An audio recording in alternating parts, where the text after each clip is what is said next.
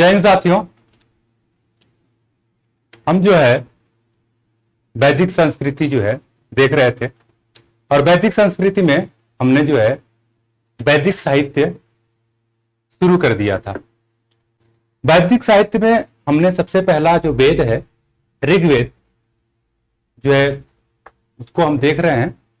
ऋग्वेद को बताते हुए इसके तिथि को लेके, खास करके वैदिक संस्कृति के तिथि को लेके और या ऋग्वेद के तिथि को लेके जो एक विवाद है विद्वानों के मध्य, उन विवादों को हम देख लेते हैं। फिर उसके बाद जो है आगे जो है उसके जो है ब्राह्मण को, आरण्यक को, उसके बाद जो है उपनिषद को देखेंगे, ताकि एक मोटा मोटा आपको अनुमान हो जाए कि जो हमारा ऋग्वेद है कितना पुराना है।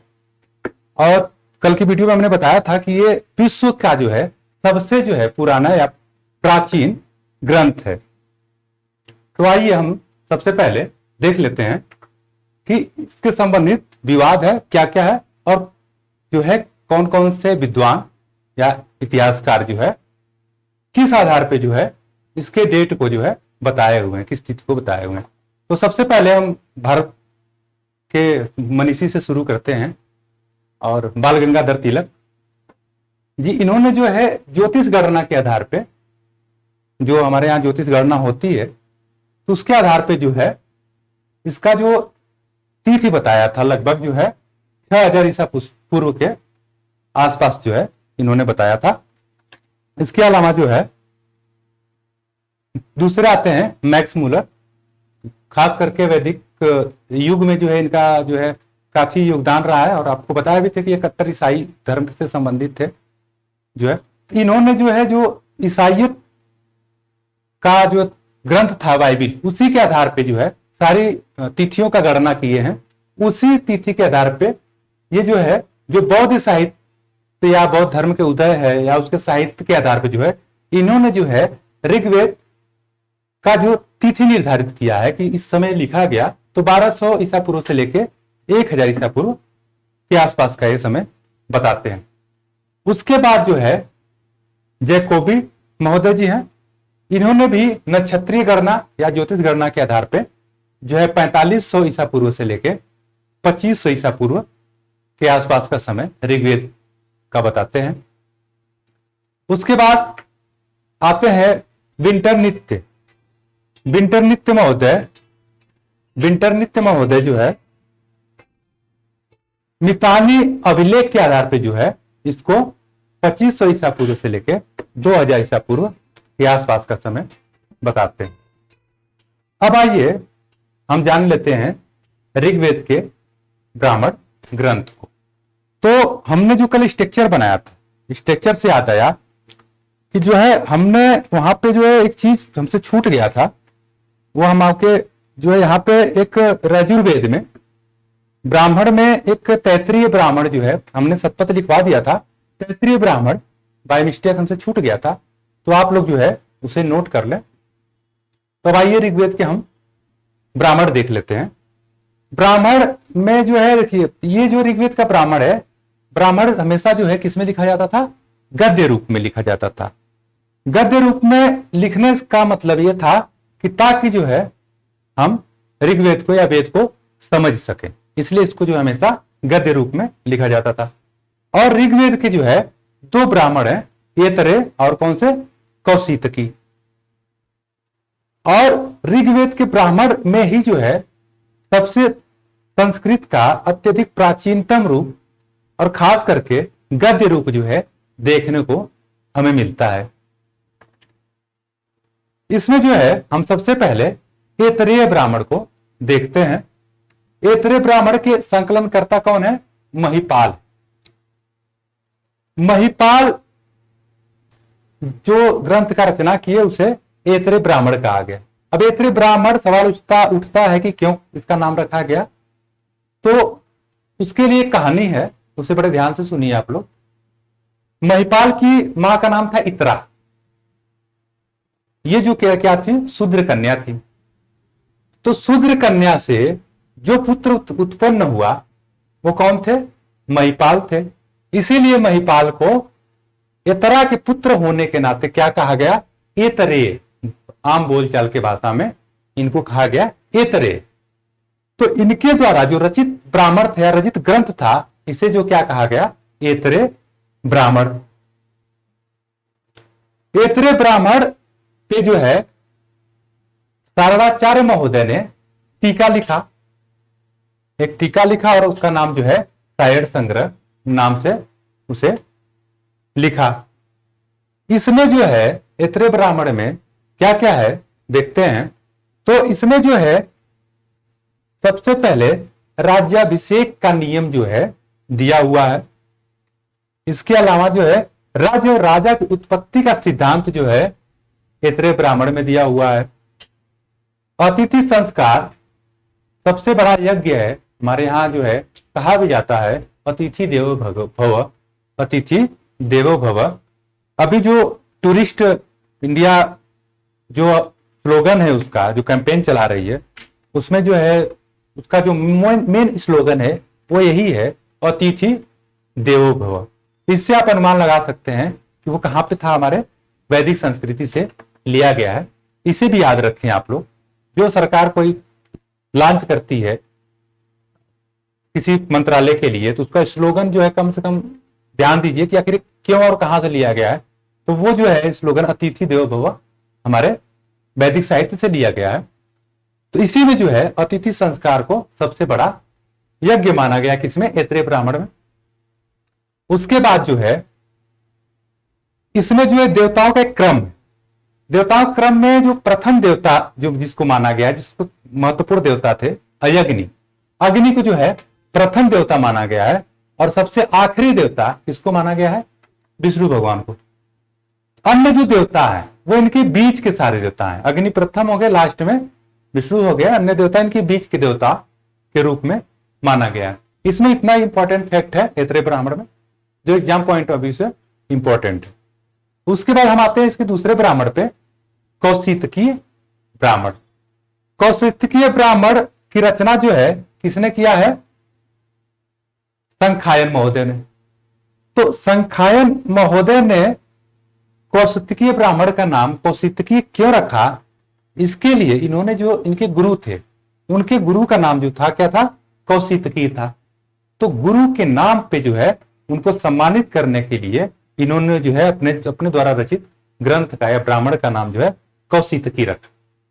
इसमें जो है केवल इतना ही इंपॉर्टेंट है कि इसमें इतना बताया गया कि लोग जो है उस जमाने में संस्कृत सीखने के लिए उद्दीपन प्रांत था, वहां जाया करते थे।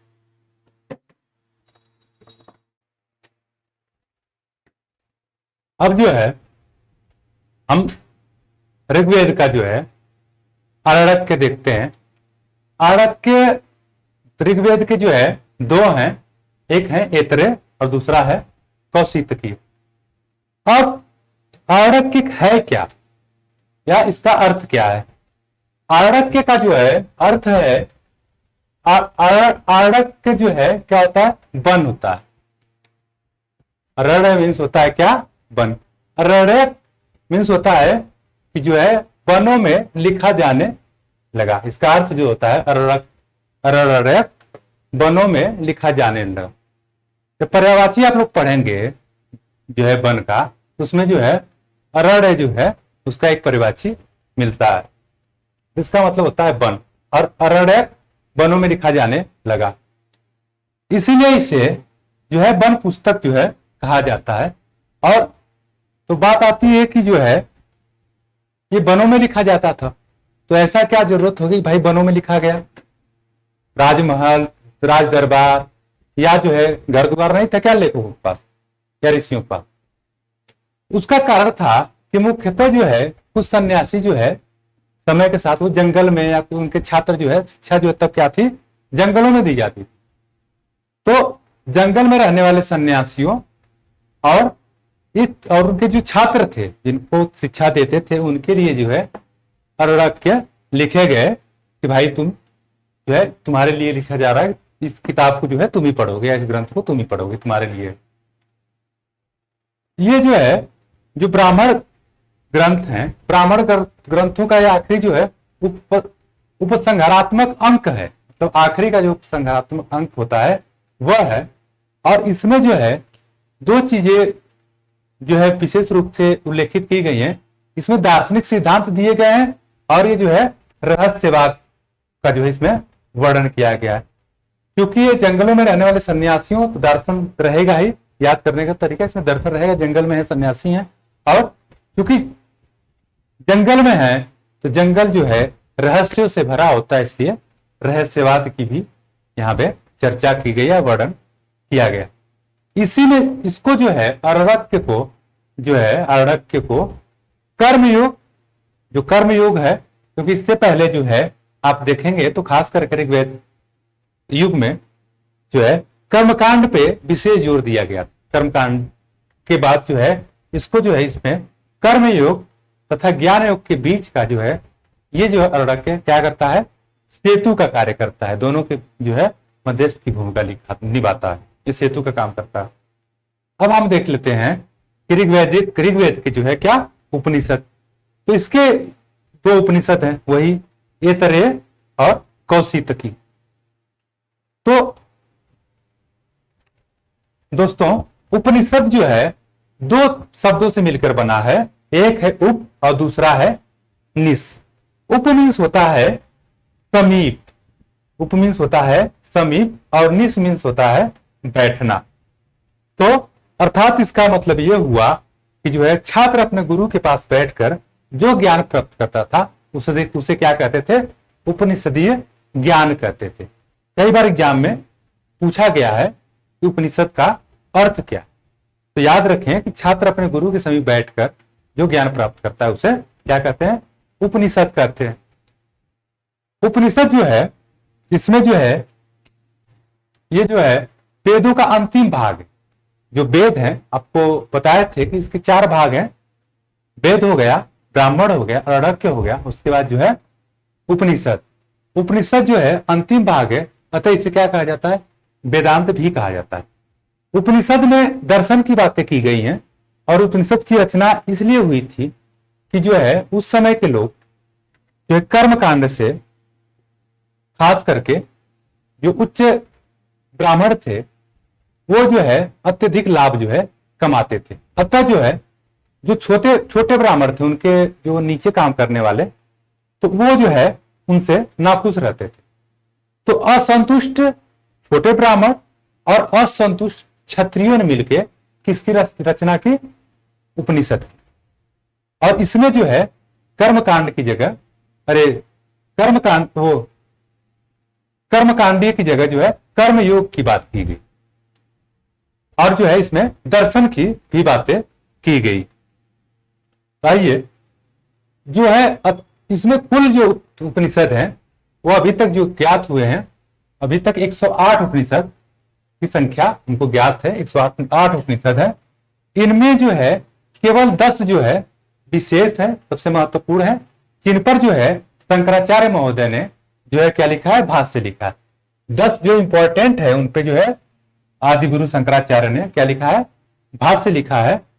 और ये 10 जो है कौन कौन से, इस उपनिषद, केन उपनिषद, कठ उपनिषद, प्रश्न उपनिषद, मुंडक उपनिषद, मांडुक्य उपनिषद, छांदोग्य उपनिषद, बृहदारण्यक उपनिषद, ऐतरेय उपनिषद एवं तैत्तरीय उपनिषद। ये 10 जो है सबसे इंपॉर्टेंट है और इन्हीं 10 के आसपास या इर्द गिर्द जो है क्वेश्चन बनते हैं कि किसमें क्या लिखा हुआ है। जो कुछ इंपॉर्टेंट है हम एक एक करके आप लोगों को बताते चलेंगे। इसमें बताई दिए दर्शन की बातें हैं, इसमें जो है आत्मा और ब्रह्म का वर्णन किया गया है। अब आइए ये पूरा हमारा जो है ऋग्वेद समाप्त हो गया। ऋग्वेद के बाद हम आते हैं किस पे, सामवेद पे। दूसरा जो हमारा वेद है वो क्या है, सामवेद। सामवेद जो है, साम और वेद 2 अक्षर से मिला है। साम का अर्थ होता है जो है गाना या गायन, गाना या गायन होता है। तो आप ये कह सकते हैं कि संगीत का प्रथम ग्रंथ कौन सा है, जो है सामवेद है।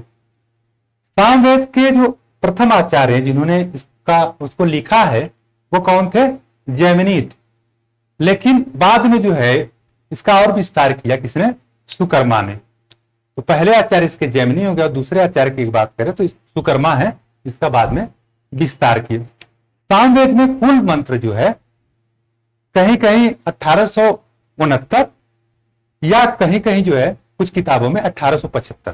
तो आप अपने सुविधा के अनुसार जो क्वेश्चन एग्जाम में जिस तरह से आए उसके अनुसार आप जो है याद कर लें, जो है 1869 या 1875। ये जो है कुल मंत्र है किसमें, जो है सामवेद में। अब इसमें कुछ मंत्रों का जो उच्चारण क्या किया गया 2 बार या 3 बार हुआ है।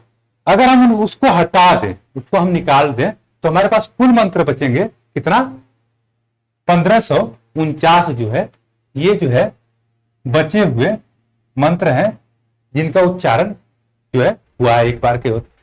अब इन मंत्रों में 1549 में 1474 मंत्र जो है कहां से लिए गए हैं, सीधे सीधे ऋग्वेद से लिए गए हैं, सीधे सीधे वहां से उठा के यहां पे चेप दिए गए हैं। तो अगर हम इनको भी घटा दें, इनको भी अगर माइनस कर दें जो ऋग्वेद के मंत्र हैं, तो टोटल अगर मूल मंत्र की बात की जाए सामवेद के तो हमारे पास कितने बचते हैं, मात्र 75 मंत्र बचते हैं। यहां से भी क्वेश्चन बनता है कि सामवेद के मूल मंत्र कितने हैं, तो आप याद रखेंगे 75 हैं, घटाते चले जाइएगा।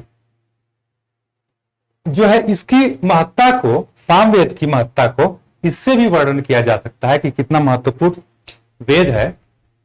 भगवान श्री कृष्ण जो है जब महाभारत हो रहा था तो अर्जुन को अपना जो है विराट रूप दिखाया था। उस विराट रूप में उन्होंने गीता का उपदेश दिया था। उसी गीता के उपदेश में कहा था कि जो है स्वयं को कि वेदों में मैं जो क्या हूं, सामवेद हूं। इसकी महत्ता को आप ये समझ सकते हैं कि कितना जो है महत्वपूर्ण जो है वेद है। इसमें जो है भारतीय संगीत का, इसे जो है क्या माना जाता है, मूल ग्रंथ माना जाता है। इसी से जो है सारी भारतीय संगीत, चाहे हिंदुस्तानी हो या कर्नाटक, सारी भारतीय संगीत इसी से निकली है। इसी ग्रंथ में 7 सुरों का वर्णन किया गया है। 7 स्वर हैं, सारे गामा पा धा नि सा, जो कहां पे मिलते हैं, यहीं पे सामवेद में ही मिलते हैं। ये वेद कैसा है, जब संगीत का है तो हकीकत है कि ये जो है कैसा होगा, पद्य में होगा। जब जो है वेद जो है संगीत का वर्णन करता है तो क्या होगा, पद में होगा। और सबसे इंपॉर्टेंट है कि ये किसको समर्पित है, सूर्य देवता को समर्पित। ये जो किसको समर्पित है, सूर्य देवता को समर्पित है। और इसको जो गायन करता है, जो पुरोहित इसका गायन करता है, उसको क्या कहते हैं, उदगाता। क्या कहते हैं, उदगाता। गाता याद रखिएगा, जिसको गाना आएगा वही गाएगा। वो गाता है, क्या करता है, उदगाता। ठीक है, तो वो जो है वो पुरोहित जो सामवेद के मंत्रों का उच्चारण करता है या गाता है, उसे क्या कहते हैं, उदगाता। सामवेद की 3 शाखाएं प्रमुख हैं, जो है कौमुद संहिता। इसकी शाखाओं में कौमुद संहिता ये जो है गुजरात से संबंधित है, गुजरात के परिक्षेत्र से संबंधित है, उसका वर्णन करती है। उसके बाद जो दूसरा है इसका, वह है रामायणी संहिता। ये जो है महाराष्ट्र क्षेत्र का वर्णन करती है। और तीसरा है जैमिनी संहिता। ये जो है कर्नाटक या दक्षिण भारत के क्षेत्र का जो है वर्णन करती है।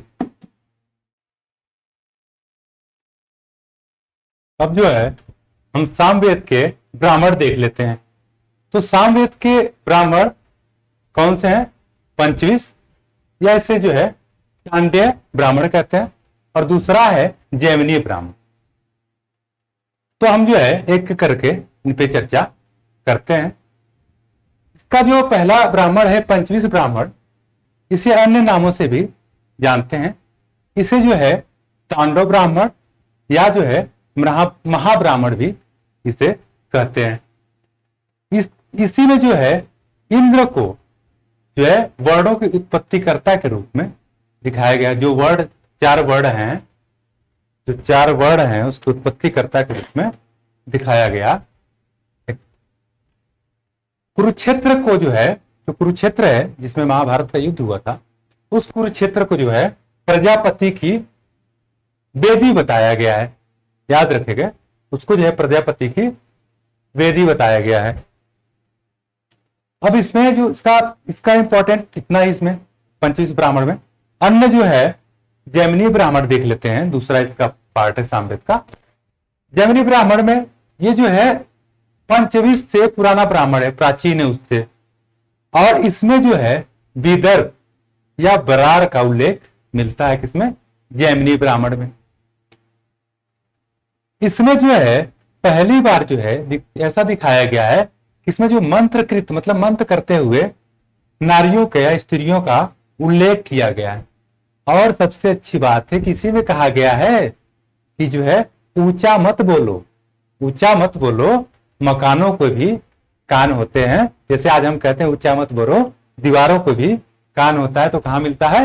वो जैमिनी ब्राह्मण में ही मिलता है।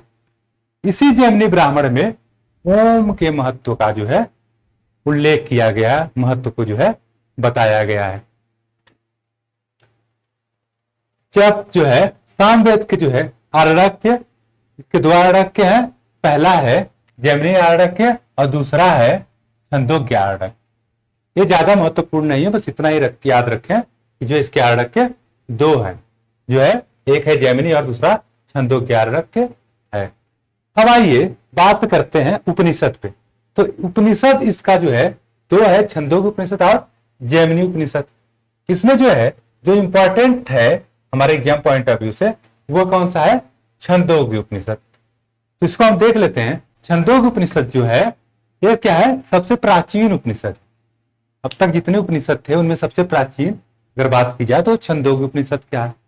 इसी में जो है सर्वखलिदम ब्रह्म, सर्वखलिदम ब्रह्म अर्थात ब्रह्म ही सब कुछ है का जो है उल्लेख किया गया।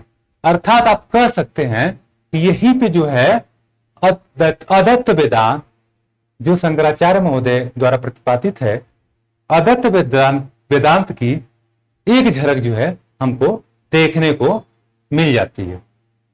उसके बाद जो है इसी में छांदोग्य उपनिषद में ही देवकी नंदन कृष्ण का पहली बार उल्लेख किया गया है। अगर क्वेश्चन पूछता है कि कृष्ण का सबसे पहली बार उल्लेख कहाँ किया गया है देवकी नंदन पुत्र के रूप में, तो आप कहेंगे छंदोग्य उपनिषद में।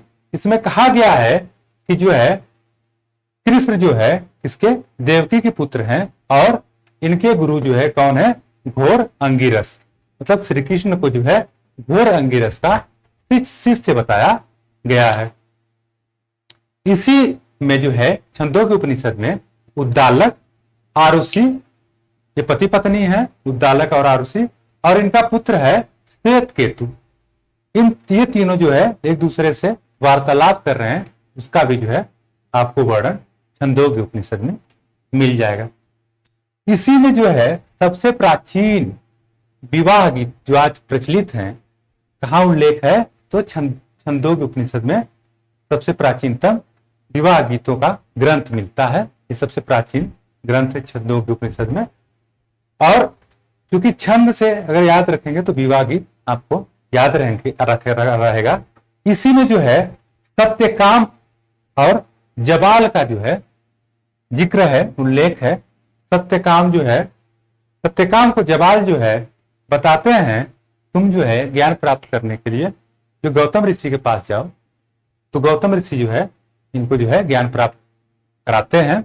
इसमें जो है इसका वर्णन है। अब जो है अब आ जाते हैं हम यजुर्वेद पे। यजुर्वेद तीसरा वेद है, इंपॉर्टेंट वेद है।